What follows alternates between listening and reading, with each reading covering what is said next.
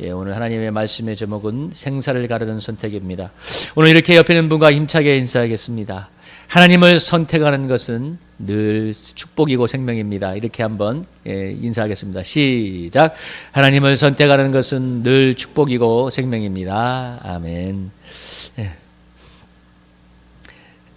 오늘 생사를 가르는 선택, 우리에 대해서 한번 생각해 보겠는데요. 오늘 아담과 하와의 하나님에 대한 불순종의 선택을 생각해 보면서 선택의 중요성에 대해서 한번 나눠보겠습니다. 우리 인생이 끊임없는 선택이라는 것은 너무나 잘 알고 있습니다. 옛날에 과거의 광고 문구에 순간의 선택이 10년을 좌우한다. 어떤 전자제품을 선택할 때 그런 문구를 한 적이 있었는데, 순간의 선택이 10년을 좌우할 수도 있지만 또 순간의 선택, 또 한 번의 선택이 일생을 좌우하기도 하고 영생을 좌우하기도 합니다. 신앙 안에서도 그렇고 세상에서도 그렇고 우리는 끊임없이 무엇인가를 선택을 해야 되고 그 선택이 우리의 인생을 날마다 만들어 갑니다. 신앙 안에서 우리는 날마다 하나님을 믿고 순종을 선택할 것인지, 아니면 하나님을 믿지 않기 때문에 불신하기 때문에 불순종을 선택할 것인지, 둘 중에 하나를 택해야 하는 지점에 있습니다.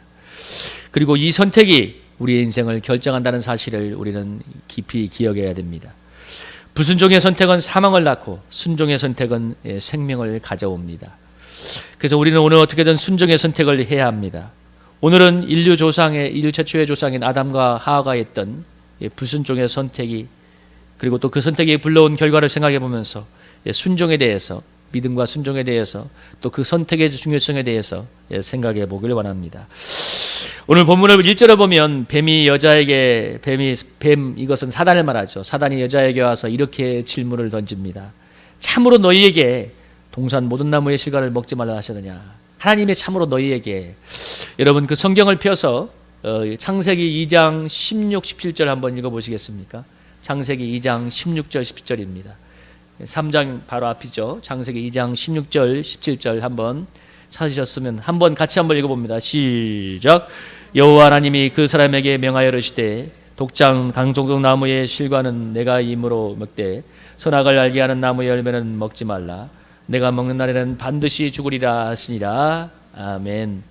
오늘 하나님께서 에덴 동산에다가 이렇게 인간을 위하여 모든 좋은 환경을 예비한 다음에 한 가지 금령을 내렸는데, 그것이 뭐냐면 동산 중앙에 있는 선악과의 나무는 절대로 먹지 말라는 것이었습니다. 그것을 먹는 날에는 정말 죽을 것이라고 얘기하셨는데요. 모든 것에 자유를 주셨지만 그러나 단 한 가지 선악을 알게 하는 나무의 실과는 먹지 말라고 말씀하셨습니다. 선악과를 먹지 말라고 하시는 것은 선과 악의 판단 기준이만큼은 하나님의 영역이니까 절대로 침범하지 말라는 것이었습니다. 선과 악의 판단의 기준이, 그것은 하나님과 인간 사이를 가르는 금단의 영역이었고 그것을 먹는 날에는 정령 죽을 것이라고 우리 주님께서 말씀하고 있습니다. 그런데 사단은 교묘하게 정말 먹지 말라고 하시더냐고 물어보았습니다. 뭐라고 얘기하냐면 정말로, 여러분 우리가 이렇게 사람들에게 의심을 들어올 때 이렇게 얘기하잖아요. 정말 그렇게 한 거 맞아? 정말 그렇게 그런 말 한 거 맞아? 다시 한번 생각해 보라는 토라도 얘기하지만, 오늘 사단은 그 여인에게 다가와서 뭐라고 얘기하냐면 정말 그렇게 말씀했냐 하면서 하나님의 절대적인 말씀에 대해서 의심을 품게 만들었는데요. 그러자 여인이 이렇게 이어지는 일에 대해서 이렇게 얘기합니다. 뭐라고 얘기하냐면 여자가 뱀에게 말하되 동산나무 열매를 우리가 먹을 수 있지만 동산 중앙에 있는 나무 열매는 하나님의 말씀에 너희는 먹지도 말고 만지지도 말라. 너희가 죽을까 하노라 하셨느니라. 여러분 방금 읽었던 창세기 2장 17절의 말씀과 여러분 창세기 3장 3절의 여인의 말씀은 어떤 차이가 있습니까? 결정적인 하나의 차이가 있는데, 여인은 너희가 죽을까 하노라라고 얘기를 하고 있는데 하나님은 뭐라고 했냐면 반드시 죽을 것이다 얘기했습니다. 반드시 죽을 것이다. 여러분 벌써 엄청난 차이가 있죠. 여인은 이거 먹으면 죽을 수도 있어, 죽을까 하노라 얘기를 하고 했는데 하나님은 뭐라고 했냐면 반드시 죽을 거라고 얘기했어요. 그러니까 여인의 마음에 사단이 심는 이 자그마한 의심과 이렇게 불신이 이렇게 사단이 심은 게 들어오니까 뭐라고 말을 바꾸냐면 죽으면 반드시 죽을 수밖에, 먹으면 반드시 죽을 수밖에 없는 두려움과 경외의 대상인 이 선악과 나무가 먹으면 죽을 수도 있다. 상대적인 상황으로 바뀌었죠. 주님은 절대적으로 말씀했어요. 먹으면 안 된다. 먹지 마라. 먹는 날에는 반드시 죽을 거라고 했는데 여인은 죽을 수도 있다고 얘기합니다. 이렇게 하나님의 말씀에 대한 절대적인 경외와 신념이 해달리니까 여러분 4절 5절에서 뱀이 여자에게 뭐라고 얘기합니까? 거짓 확신을 집어넣죠. 결코 죽지 않을 것이다. 그것을 먹는 날에는 너희 눈이 밝아져서 하나님과 같이 되어 선악을 알 줄을 하나님이 아신다. 여러분 뭐라고 얘기합니까? 오늘 하나님은 먹으면 절대 안 되고 반드시 죽을 거라고 했는데 사단이 심는 그 의심 때문에 여인의 마음에 이 하나님의 말씀에 대한 절대적인 그 마음이 사라지니까 죽을 수도 있어요 얘기하니까 사단이 이번에는 뭐라고 한 번 더 강력한 한 방을 날리냐면 절대 죽지 않는다. 그러면 네가 먹으면 정말 네 눈이 밝아져서 하나님같이 될 거야. 이렇게 거짓 확신을 심어버립니다. 사단이 심는 거짓 확신과 욕심이 들어가자 여러분 두려움과 경외의 대상이었던 선악과가 여러분 6절에서 뭐라고 했어요? 여자가 나무를 보니까 여러분 뭐라고 얘기합니까? 6절 한번 읽어볼까요? 한번 읽어보겠습니다. 시작. 여자가 그 나무를 본즉 먹음직도 하고 보암직도 하고 지혜롭게 할 만큼 탐스럽기도 한 나무인지라. 여자가 그 열매를 따먹고 자기와 함께 있는 남편에게도 주매 그도 먹은지라. 오늘 여인이 전에는 이 사단에 드는 의심과 또 사단에 드는 거짓 확신이 들어오기 전까지는 하나님 여러분 선악과를 볼 때마다 여인은 어떤 생각을 했을 거예요? 두려워하지 않았을까요? 저건 절대로 먹으면 안 된다. 먹으면 죽을 거라는 하나님의 금령이라고 두려워했을 건데 사단이 심는 거짓 확신과 욕심이 들어오니까 먹으면 죽는 그 선악과가 어떻게 보이냐면 정말 먹음직스러워 보이고 정말 지혜롭게 할 만큼 탐스럽게 보이고 정말 먹으면 하나님처럼 될 것 같고 그래서 그 선악과를 먹는 정말 어처구니 없는 사태가 여겨졌습니다. 그래서 선악과를 따먹고 범죄하고 말하는데요. 제가 방금 이 구절을 설명하는 이유는 우리에게 여기서 왜 어떻게 불신과 불순종이 오는지를 잘 배울 수가 있기 때문입니다. 여러분 이걸 여러분이 한번 깊이 기억하셔야 됩니다. 불신과 불순종은 여러분 악한 사단이 우리를 망하기 위해서 심는 죄입니다. 여러분 이것을 꼭 기억해. 성경에서 보면 불신과 불순종은 누가 심는 것이냐면 물론 우리가 동의해서 하긴 되지만 여러분 악한 사단이 우리를 망하게 하기 위해서 죽도록 하기 위해서 심는 죄라는 사실입니다. 많은 사람들은 우리는 불신과 하나님을 믿지 못하는 불신과 불순종을 상황이나 이 세상에 하나님 없이 마음대로 살아가니까 그렇게 산다고 그렇게 연결해서 생각합니다. 여러분 그렇지 않나요? 이 세상이 하나님 없이 마음대로 사니까 하나님 없는 이 세상과 연결해서 우리가 그런 세상에 살아가니까 좀 불신하고 불순종해도 어쩔 수 없다는 합리화와 그리고 또 상황이 그렇기 때문에 내가 세상을 경험해 보니까 세상은 절대로 그렇지 않기 때문에 내가 이렇게 불신하고 불순종한다는 상황을 많이 연결해서 생각합니다. 이 사단이 인간을 하나님과 분리해서 멸망시키려 우리 속에 심는 죽음의 화살이 바로 불신과 불순종인데요. 그런데 우리는 불신과 불순종을 우리 삶의 일부로 받아들이고 있으면서 그것을 너무나 쉽게 방치하고 있다는 사실입니다.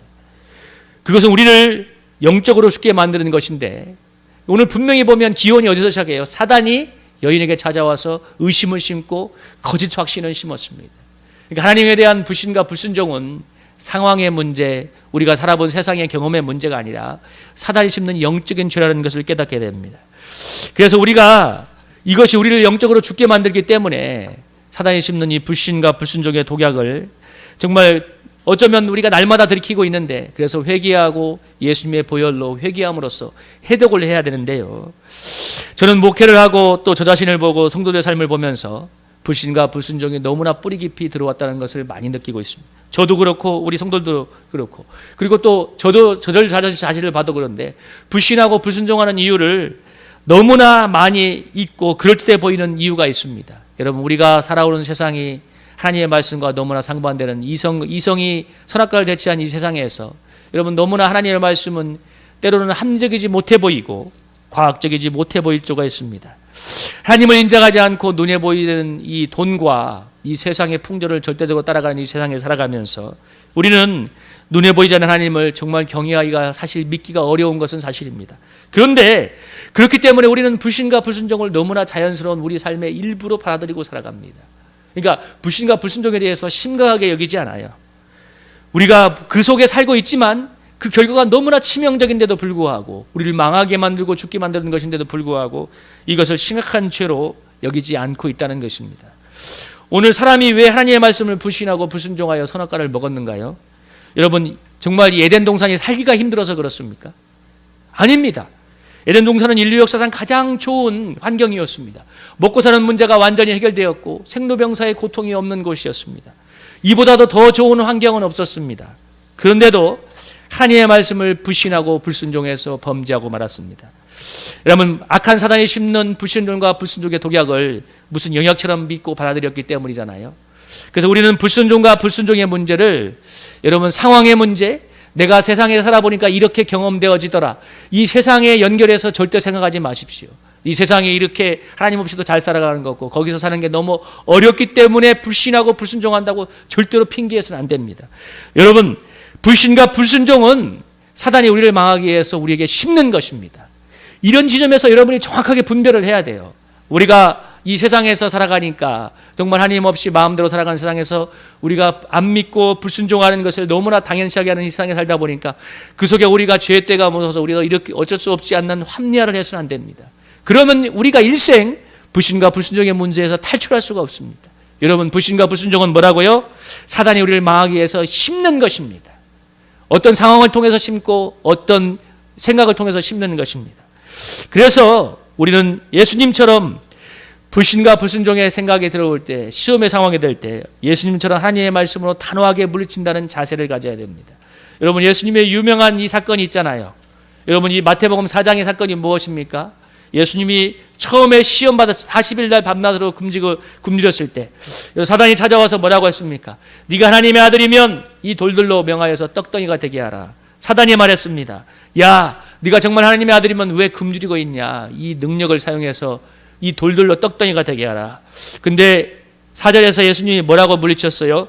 사람이 떡으로만 살 것이 아니요 하나님으로부터는 모든 말씀으로 살 것이라 하면서 사단의 유혹을 단호하게 물리쳤습니다.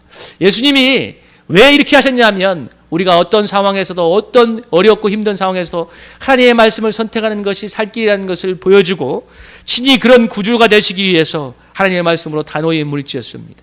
그래서 예수님은 사단의 유혹에 넘어가서 범죄한 우리 인생을 구원할 수 있는 구주가 될 수 있는 것입니다. 여러분, 예수님이 이겼기 때문에, 예수님이 40일 동안 굶주리는 절박한 상황에서 사단의 유혹을 물리치고 하나님의 말씀을 선택한 사람이기 때문에 오늘 우리에게 동일하게 시험당한 우리를 도와줄 수 있는 것입니다. 여러분, 로마서 5장 17절 19절에서 이렇게 얘기하죠. 로마서 5장 17절 19절에서 보면, 여러분 이 말씀도 한번 읽어볼까요? 한번 읽어보겠습니다. 시작. 한 사람의 범죄로 말미암아 사망이 그 한 사람을 통하여 왕노릇하였은즉 더욱 은혜와 의의 선물을 넘치게 받은 자들은 한 분 예수 그리스도를 통하여 생명 안에서 왕노릇하여도다. 그런즉 한 범죄로 많은 사람이 정죄에 이른 것 같이 한 의로운 행위로 말미암아 많은 사람이 의롭다 하심을 받아 생명에 이르렀느니라. 한 사람이 순종하지 아니함으로 많은 사람이 죄인 된 것 같이 한 사람이 순종하심으로 많은 사람이 의인이 되리라. 아멘. 여러분, 오늘 뭐라고 합니까? 한 사람의 범죄로 사망이 왕노릇했지만 한 사람의 순종으로 생명이 인류에게 왕노릇했다고 성경이 말하고 있습니다. 여러분, 우리의 삶에 사망이 왕노릇할 것인가, 우리의 삶에 생명이 왕노릇할 건가는 우리가 얼마나 이 예수님, 순종의 제사를 드린 예수님을 의지해서 순종을 할 것인가에 달려 있습니다. 여러분, 사무엘상 15장에서도 이렇게 얘기해요.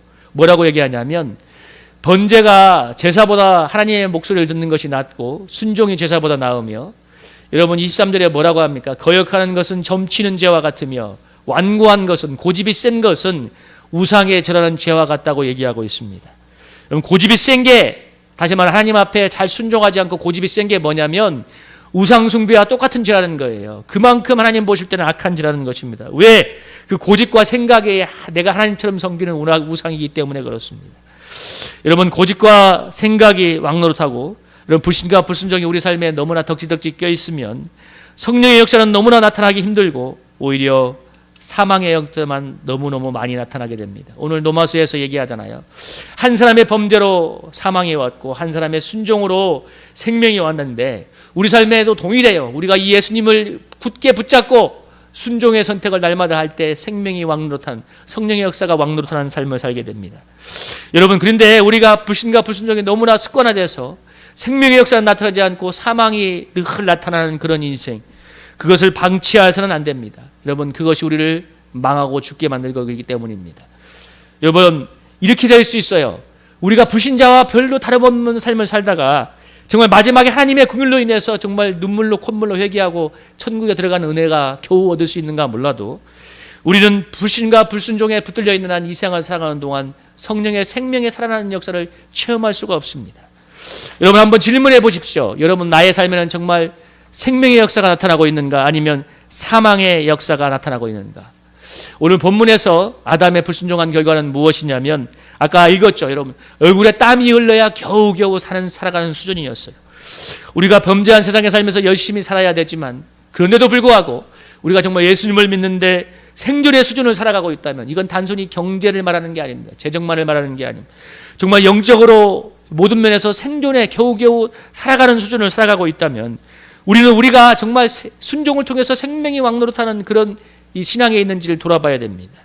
하나님은 우리가 예수 그리스도를 의지해서 순종을 통해서 생명이 왕노릇하는 인생을 살도록 불러주셨기 때문입니다. 여러분 시편에서 이렇게 얘기하죠. 사람이 흑암과 사망에 그들에 앉고 곤고와 새다들의 매임은 뭐라고 했습니까? 하나님의 말씀을 거역하며 지존자의 뜻을 멸시하기 때문이라고 얘기합니다. 우리가 고난이 많은 세상을 살아가지만 우리 주님께 순종함으로 영적으로 생명이 충만한 삶을 살 수 있고, 기쁨과 평안이 충만한 삶을 살 수 있고, 반대로 여러분 불순종을 통해서 정말 사망의 왕노릇하는 삶, 여러분 근심과 두려움이 왕노릇하는 삶을 살 수도 있습니다. 그것은 내가 순간순간 하나님을 바라보고 하나님을 선택하는가, 아니면 내가 여전히 내가 살아온 대로 내 생각이 옳다고 여기고 내 고집대로 살아가는가 하는 선택에 달려 있습니다. 우리의 신앙은 여러분 하루 이틀 불순종한다고 차이가 나지 않아요.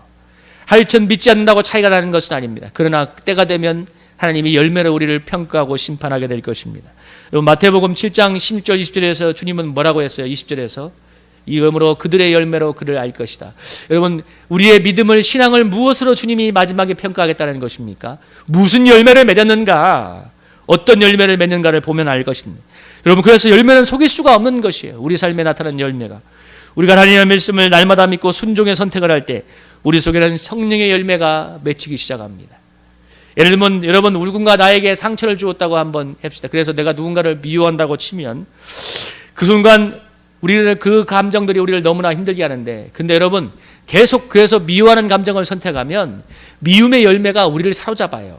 그런데 그럼에도 불구하고 예수님께서 모든 율법의 욕을 다루셨기 때문에 내가 용서하기로 사랑하기로 선택을 하면 주님이 내 마음에 용서하고 사랑할 수 있는 힘을 부어주십니다. 그래서 우리가 어떤 미움도 이기고 사랑할 수 있는 힘을 주시는데요. 문제는 여기서 우리가 내 마음의 상태나 상황보다도 이런 거예요. 내가 이 사람 때문에 너무 상처를 받았어. 아니면 내가 이것 때문에 너무 피해를 받았어. 그래서 내가 미워하는 게 당연해. 이렇게 생각하는 것이 아니라 그 어떤 마음의 상태나 상황보다도 주님이 사랑하라고 하셨으니까 사랑하기로 결단하겠다는 그 결단이 훨씬 더 중요하다는 것입니다. 그러면 여러분 우리 주님께서 초연적으로 역사에서 우리의 마음에 하나님의 말씀, 하나님의 은혜를 부어줘서 하나님의 말씀을 이루는 삶을 살게 할 줄로 믿습니다. 여러분 우리가 결단하는 게 그렇게 중요한 거예요. 어떤 사람은 제가 섬기는 사람 중에 이런 사람이 있어요. 무슨 말을 하면 하나님의 말씀을 그냥 거부해버려요. 제가 믿음으로 이렇게 긍정의 말을 하면 말 입에서부터 들어가지가 않아요. 그냥 늘 입으로 거부를 해요. 그건 아닌 것 같은데요. 근데 여러분 그 가장 큰 이유가 뭐냐면, 가장 큰 중심에 하나님을 경외해서 그분의 말씀을 어떻게 해서 순종하고자 하는 결심이 없기 때문입니다. 수많은 사람들 제가 상담해보고 오랫동안 변화가 안 되는 사람들을 겪은 것은, 결론을 내린 건 뭐냐면, 그들의 이유는 분명히 있어요. 내가 이렇게 해서 인생이 상처받았고 이렇게 해서 인생이 힘들다고 얘기하는데, 그런데 오늘 말씀을 그러면 그렇게만 접근을 하면 오늘 말씀은 절대 우리에게 적용이 되지 않습니다. 여러분 오늘 아담과 하와가 상황이 나빠서, 형편이 나빠서 범죄했습니까? 상황이 힘들어서 불신하고 불순종하는 것이 절대로 아니라 하나님의 말씀에 대한 절대적인 경외심이 없기 때문에 불신하고 불순종하는 것입니다. 여러분 너무나 강한 내 생각과 고집을 우리가 꺾고 있지 않기 때문입니다. 그래서 오늘 우리 주님이 십자가에서 우리 대신 십자가에서 철저하게 순종의 제사를 드림으로써 이렇게 불순종한 우리를 구원해 주시는데요. 불순종으로 인해서 죽음에 이르게 된 우리를 구원하기 위해서 주님께서 십자가에서 죽으셨는데, 그래서 주님께서 그 십자가에서 죽고 부활하셔서 우리에게 성령을 보내주셔서 우리가 성령의 인도를 따를 수 있도록 우리 육신의 덕지덕지 붙은 불신과 불순종이 아니라 순종의 제사를 드릴 수 있도록 도와주십니다. 여러분 갈라디아서 5장 16절에서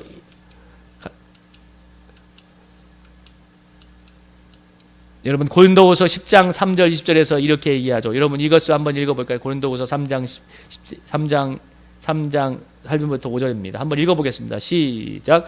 우리가 육신으로 행하나 육신에 따라 싸우지 아니하노니 우리의 싸우는 무기는 육신에 속한 것이 아니요 오직 어떤 건고한 진도 무너뜨리는 하나님의 능력이라.